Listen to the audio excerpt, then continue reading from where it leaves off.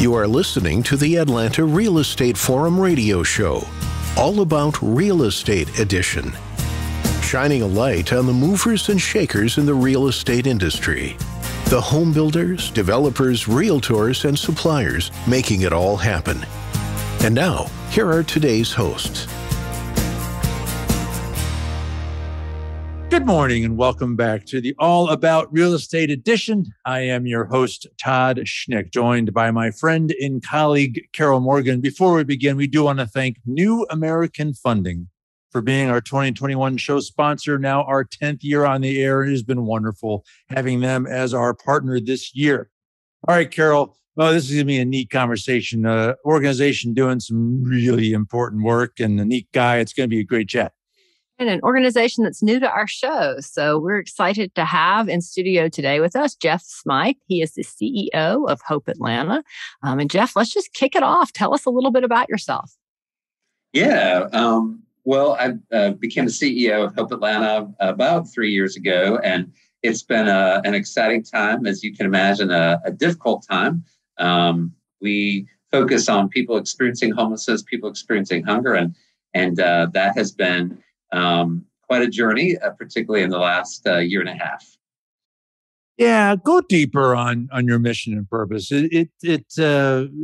There's in these challenging economic times, and then with COVID, and then just the normal run of the mill of just there's a segment of our population that just that needs the kind of things that you do. I mean, just kind of go a little bit deeper on how you deliver on this really important mission. Sure. Yeah. I mean, our mission is pretty simple. It's to help Georgians avoid homelessness and hunger through a comprehensive approach that equips them with the tools for lifelong stability. And our vision is very simple as well: to end homelessness, to end hunger for every Georgian. I know that sounds really easy. Sounds like something we'll snap our fingers, we'll do tomorrow. But we do see it as a journey. We do see it as our purpose to end homelessness, to end hunger, and to do everything we can to make sure that we prevent those who are on the edge from falling into homelessness, falling into a place where they are food insecure. So we do that through a variety of ways, a lot of different housing interventions, outreach. We do a lot of street outreach. I can tell you a little bit more about that, and as well as hunger relief. We do provide meals not only to what we call smart kids, so kids who are receiving school lunches or school breakfasts. We do a lot of summer food programs, a lot of weekend food programs, but then also just hungry families, food boxes, community kitchens, et cetera. So a lot of ways that we really tackle homelessness and hunger. Got lots going on there, lots of good stuff. And it's never simple, is it? Always so much more to it. Well, tell us what a normal day looks like for you. Yeah, I do. I'll tell you a little bit more about our street outreach team, because they really, I mean, when you talk about a normal day, the street outreach starts, for many of our folks, they're starting in the middle of the night, right? So they are on MARTA trains, they are at the airport, they are at times in the early morning on the street. And our street outreach teams are really trying to engage with those who are actively homeless right now, who are seeking shelter in the MARTA trains, in the airport, or under bridges, you name it, to engage. And these are trained case managers on the street to work on housing plans right there from the street. Our job is to engage and to invite those who are experiencing homelessness to work on a plan, a housing plan. We know that for some that can be a little bit quicker than others, but that's our job, is to help them, accompany them, support them as they emerge from homelessness and into housing. Then we've got housing teams, case management teams that focus on different areas geographically, right? We're in 31 counties, but also by subject area. We've got case management teams that focus on veterans. Last year, we served, since COVID started, we've rehoused more than 1,000 veterans who are experiencing homelessness. We have a team that focuses on people living with HIV. We have a team that's much more broad and focuses on any families with children, any individuals who may qualify for our programs. And then we have hunger teams as well, hunger relief teams, and they are active in the community, working with different churches for distributing food, as well as working with when individuals may come to us at one of our community kitchens or pantries to make sure that they get the food they need. So lots of operations every day, but you can imagine, really, really amazing, relentless teams whose sole focus is to support those who are experiencing hunger, experiencing homelessness, back into self-sustainability. Can you do me a favor? Can we step back for a second, and can you shed a little more light on like defining what these problems actually are, hunger and homelessness? I don't mean to make light of it, but there's a point to the brusque way I'm going to say this. You'd be surprised who's homeless out there. It's not just some guy pushing a shopping cart and quoting scripture. I mean, there are people that have jobs that are homeless. Can you lots of them. Can you shed more light on that? And then with regards to hunger, sorry, you stumbled into an issue, and my wife and I have a foundation, and hunger is a big thing that we focus on. I mean, in the pandemic, and you may be able to quote maybe more current numbers, but roughly 43 million people are food insecure as a result of the pandemic. Of that, 13 million are children. And I don't think people realize exactly the pervasiveness of the hunger issue and the depth of it. And it's more than just being, I missed a few meals. We're talking about if a child doesn't get the right nutrition, they're going to be a burden on society for the balance of their lives if they don't get help now. And so there's just this is an impossible question for you to answer with the way I'm setting it up. But I just want people to understand there's more than dishing out some soup and helping that crazy guy in the corner find a house. I mean, there's a lot more humanness to this than I think people even realize. Yeah, no, I appreciate the question, Todd. Oftentimes when we think about homelessness or hunger, we do think about the person approaching us who visibly has mental health challenges. But really, when we look at the numbers, roughly 75% in most communities, more than that, of those experiencing homelessness are not chronically homeless. They're not what we think about of individuals kind of having really kind of multiple years on the street. It really, but for the grace of God, it could be any of us, right? It is a something in life, a loss of job, a marriage breakup, a pandemic, right? Something that happens where we just don't have enough kind of cushion. We don't have enough safety net, and it spirals us into homelessness. We have a wonderful group of former clients who advised me. I had a meeting with them this week, and one of them, she was reminding me that she, absolutely, as you said, Carol, she was working the whole time that she and her family were experiencing homelessness. They would go into a hotel for 3 nights, as much as they could afford, and then live out of their car the other nights, and so on and so forth, until we were able to help her get into housing. So it really is a challenge for so many who are just so fragilely housed or are fragilely able to feed their families. And oftentimes we think about it as kind of the extreme, but it really is not the extreme. It's the majority of those experiencing homelessness who are fragilely or episodically homeless, right? And that's our job. Yeah. But it's as short term and as we can get them into permanent housing as quickly as possible. And you're right, when it comes to food insecurity, really, I mean, 1 in 6 children in Georgia. But if you actually look at low income children, if you look at kind of apartment dwellers or low income housing, really 1 in 4. So, wow. And that those numbers have gone up during the pandemic, that don't have enough to eat, that don't know where their next meal is coming from. And, that affects so many things. That affects mental health, that affects, schooling, that affects healthcare.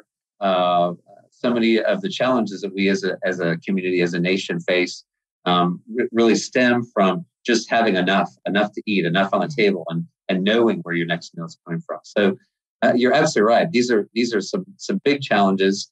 We're seeing some really great evidence-based results, right? So we really try to employ interventions that work, that have proven to work over time and in multiple communities and multiple settings, so that we don't return a family after they've been served, we don't return them back to homelessness or back to hunger. Right. There can be some permanency. So many things you've touched on. I think we could go have a round robin about this forever. But, one of the things I've seen some of the school systems do that I really appreciate is institute free breakfast and free lunch for all kids in the school, regardless of socioeconomic background. And what I like about that is it doesn't single anyone out, that they're, getting free lunch because they can't afford it or whatever. They're putting everybody on that, same plane of, normalcy, whatever normal is. I think I use the normal setting on my dishwasher because it's the only normal thing in my entire life. But, so I appreciate those school systems that see the value in that and in doing it. And, it's like you said, it's one episode or one event in life that could be the difference between having a home and being on the street. So I guess kind of get down to the nitty gritty. How does Hope Atlanta help Georgians avoid homelessness? Or, and I guess it's two-part, what do you do to help them secure housing, when they are homeless? Yeah, so the HOPE for us stands for specific interventions, right? H stands for hunger relief and housing, right? So our housing team really looks at, can we do rapid rehousing, right? That gets a family off the street as quickly as possible, back into self-sustainability, kind of stair steps up. Starts with a larger amount of support and stair steps that actually down over time as they're able to get back on their feet. Permanent supportive housing for those that are more chronic, for those that smaller percentage that we talked about who really are going to have a tough time ever getting back into kind of regular employment, regular society. We support permanent supportive housing, and that's such a great alternative, much more cost effective than someone living on the street and in terms of cost of healthcare and criminal justice. The H also for hunger relief, of course, providing, since the pandemic, we've provided more than 2 million meals across North Georgia. So, those meals are so important. The O is for outreach. We've talked a little bit about outreach and meeting people where they're at, making sure that we're taking the case management to you rather than you having to come to us. The P stands for prevention. So we do quite a bit of prevention. There's a lot of families, as we know right now, who are facing evictions as soon as the moratorium is lifted. So our job is to work with our governmental partners to make sure that they're getting preventive dollars so they don't fall into homelessness. And then the E is emergency services, right? So we've done a tremendous amount of hotel work during COVID. You may have heard about that with the city of Atlanta, with Veterans Affairs, lots of different hotel plus case management options. And all of those are focused on how do we get you permanently housed, even in an emergency, right? How do we get you permanently back on your feet? So those are the interventions that we employ just to make sure that individuals are as quickly and easily moved out of that point of fragility, out of that point of homelessness into stability. We have, I'm pleased that for this particular conversation, we can offer you a unique platform to advocate a message that I'm going to tee you up with in a minute. We've been doing this show now over 10 years, and we've got a pretty good database of supporters, audience, participants, and a network of people who are leaders in our community, who are builders, who are community builders.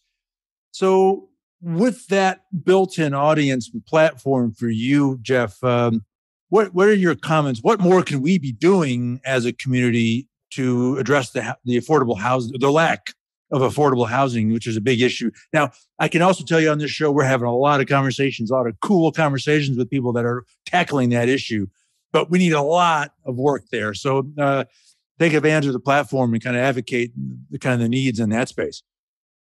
Yeah, I mean, it really is connected. We've always kind of looked at our mission as we're here more as a safety net for those that fall into homelessness or right on that edge. But when you really look at what we're doing, we're kind of treating symptoms rather than the core issues often. So we, as an organization, are also saying, hey, we advocate for changes in policy, right? Can our policymakers help us think about more affordable housing, right? For a recent study I saw from the National Low Income Housing Coalition, it was a Georgia study that we're at least 200,000 units short in Georgia for low income individuals, right? So nationally, the number I saw was like for every 10 families that need affordable low income housing, there's only 4 units available. So we really have a supply challenge, right? And then there's also some zoning challenges, right? And how can we look at are there some zoning updates that we can see across the country where we've been able to kind of increase the opportunity for many who are lower income or even moderate income in ways that are not that don't have a dramatic impact on our neighborhoods or our safety or our just security. So yeah, I think there's some big policy changes that we can make. And while we are here to be a safety net, we are also encouraging those listening and those involved to really think about how do we get more affordable housing? How do we love more building and more housing and more luxury units. That's important for our economy and for our state. But the reality is, if we're not replacing it for every building that has low income housing is turned down, if we're not replacing it with the same, if not more units, it means that folks are really stretched when it comes to housing costs, right? So I think 72% of our lower income Georgians are what they call housing cost burdened, right? So they are way more than the majority of their income is going to cover their housing. So that doesn't leave them any safety net. There's no savings happening. There's no rainy day fund. There's no ability, if there is a job loss, to be able to kind of withstand that. So yeah, we've got some work to do on the policy side. Yeah, lots of work to do on the policy. It's actually interesting. I was pulling up some notes and stuff I have related to housing. And one of the interesting facts on housing and what's frustrating for the industry is that it's become so expensive to build. The combination of the lot price and to bring the lot out of the ground and just what you're paying for that dirt and all the government regulations involved with that dirt have increased home prices incredibly. Then add everybody wants a house right now to it. And, the cost of lumber and all of that. And, Atlanta has a huge shortage of homes in the 200,000s to 300,000, which is probably exactly where we need to be for this group. And, the inventory is extremely low and it's almost impossible for a builder to bring a house out of the ground for 200,000 in many areas in Atlanta, a lot of them places that people want to be.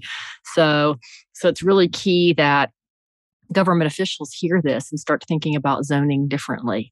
You've got to look at different types of zoning and mixing zoning types and putting, an apartment building that maybe it looks like a big, huge house. So it looks like a, Georgian mansion, but it's sitting in the middle of, I don't know, we'll just say Virginia Highlands, next to single family homes. And that's how you start to solve this is you put the housing type that people can afford in the areas where the jobs are. Hello, that's key, right? And you do see some cities doing it, starting to do it well. And, Atlanta's getting there, but there's definitely some challenges. I guess one question I have is, I think you mentioned North Georgia. What area do you serve? Do you serve a specific area of the state? Talk a little bit about that. Yeah, our vision statement talks about all of Georgia, but really at this point, we're focused on North Georgia. So we are in 31 counties. The vast majority of our focus is on the metro, the kind of the core, kind of 13 counties, Metro Atlanta, because that's certainly where there's tremendous need. Right. But we do go into rural North Georgia, even up to the Tennessee line, and particularly for their veterans program. So we are poised to be able to help veterans in a lot of different, in suburban and in rural settings to make sure that they're getting housing in their local area, right? We're not trying to just transplant them into another county. Our job is to help them find housing right there in their own county. And as you can imagine, some counties are harder than others to find something affordable, something available. But that's what we do. We work hand in hand with them so that we can, somewhere they have access to services, they have access to their own networks, to their family, et cetera. So yeah, we do. Our hunger relief program is very strong all the way up into Rome, and a lot of families in the Rome and Dalton area that benefit from our hunger relief effort. So it's not just Metro Atlanta, but certainly that's where a great deal of focus is. Think you need 20% down to become a homeowner? Think again. What if you could buy a home without a down payment? That's right. New American Funding understands that saving for a down payment can be difficult. They have competitive loan programs that can get you into a new home. Their 100% FHA financing loan program makes getting into a new home with no down payment possible. Let one of their home loan professionals pre-qualify you. Contact a New American Funding loan officer today to find out more about these niche loan programs and start your home ownership journey. For more information, call 678-898-3540. That's 678-898-3540.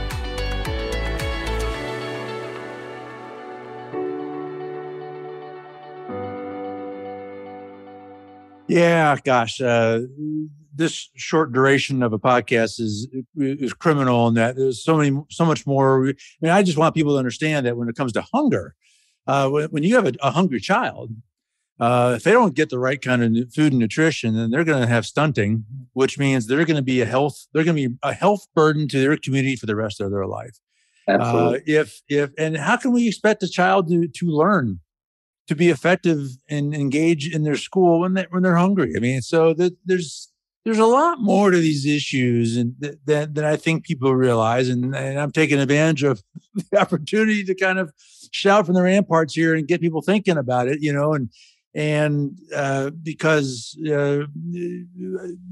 significant majority of the people that are facing homelessness or are hungry are people that are desperate to get out of that situation. They're not. There's a stigma. There's this perception that there's this person that's just always on the government dole. That's not who we're talking about here. And that's a very small percentage of the people that you're serving. I mean, most people here are people like us who had an unfortunate life occurrence. I mean, so you have to recognize that, and so you can feel good about doing something about this because you're helping someone that really wants to lift themselves up, and you have to be conscious of that. It's like a hand up instead of a hand out. Exactly.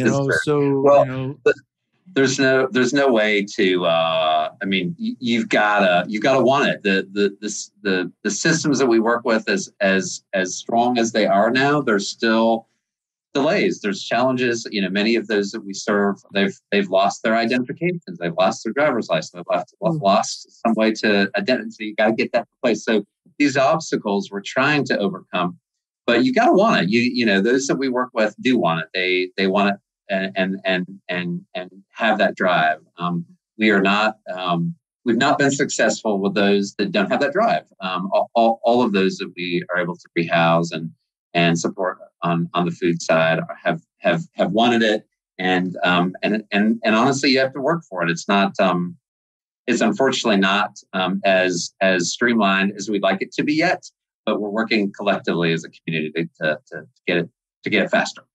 Well, grateful for everything that you and your organization are doing. For those listening who say, "Okay, I'm getting the bigger picture here, and I'm respecting the fact that I have a role I can play here, and I have a better understanding of the issues at hand here. So I want to help."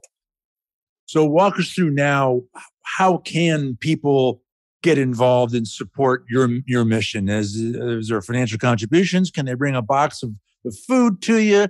Walk us through the different ways and where people can go to support and engage in your mission. Absolutely. Easiest place to start is our website, hopeatlanta.org. And there we've got a lot of different volunteer opportunities, donation opportunities. And those would be the two ways that I would focus on primarily would be volunteering, numerous opportunities to pack meals for children or families. And you can be a young person and do some meal packing even from home. You don't have to be in our warehouse. You can participate virtually. We always need kits for our street outreach teams to use, toiletry kits and snack bags, donations of canned meats, single-serve snacks, even notes of encouragement to those that we're serving. Sometimes that note from a volunteer makes a huge difference. Donations. Donations are huge for us in terms of even small donations go a long way for us. Really, we've kept our organization administrative costs, less than 10% on average, and that we really try to put every dollar back into the community, back into families that need it. So go into hopeatlanta.org, making a donation, making a monthly gift, making a one-time gift. Hey, we've got a big event coming up about a month from now. It's October 7th. It's called Heroes for Hope. You can participate in person. You can participate virtually. That raises a lot of money for people that we serve, and it makes us. It helps us because we do have a lot of different government grants that we rely on to do this work, but it makes it we can go that extra mile. We can make sure that we surround that family with care when we get those private donations and private dollars that are so valuable to us. Churches, synagogues, you name it. There's lots of different ways to get involved as a group, as an individual, as a family. Older adults, young adults, we'll take it. Well, and if you're listening, you say, well, I can only afford $25 donation. That's not going to buy a lot of food. Wrong. You guys have relationships and networks and bulk buying capabilities, and you've developed a system by where you can really maximize every nickel. So your $25 contribution will go a lot further than you realize, and that should be exciting. And so don't shy away from those small donations because they are impactful. So think about that's really translates to about 25 days worth of food. That's how we can stretch it. We can stretch it because of, like you said, we get some in-kind. We got wonderful partners like Publix, the Atlanta Community Food Bank. We can stretch every donation. We can, I shouldn't say stretch. We can leverage it to make sure that that donation goes further and provides more food than you would actually imagine. Well, so even $25 donation is changing lives. So don't forget that. All right. I'll get off my soapbox now. Jeff Smythe, the CEO of Hope Atlanta. Jeff, a real pleasure to have you. Thanks for carving out some time for us, and Godspeed on your important work. Hey, Todd and Carol, thank you so much. We really appreciate it and appreciate what you're doing. Take care. All right. Thank you. All right. Well, that wraps this week's All About Real Estate edition. On behalf of our show sponsor, New American Funding, my co-host, Carol Morgan, I am Todd Schnick. That's all the time that we have for today. Thank you for tuning in and listening, and we'll look forward to seeing you again right here tomorrow. We'll see you then. Atlanta Real Estate Forum Radio is made possible by Denim Marketing, the publisher of Atlanta Real Estate Forum, Atlanta's favorite source for real estate and home building news. Denim Marketing is a comfortable fit, like your favorite pair of jeans. Denim Marketing tailors marketing strategies to meet your specific needs and niche. Try them on for size. They will work to create a perfect fit for your company's marketing program. Call them at 770-383-3360 or send an email to info@denimmarketing.com. For more information on Atlanta Real Estate Forum Radio or to inquire about being a guest, contact info@atlantarealestateforum.com. Check out the radio show by visiting atlantarealestateforum.com or by listening to the show on your favorite podcast app. And if you enjoyed today's broadcast, we'd sure appreciate a rating and review on iTunes. Thank you again for listening, and we'll see you next time on Atlanta Real Estate Forum Radio.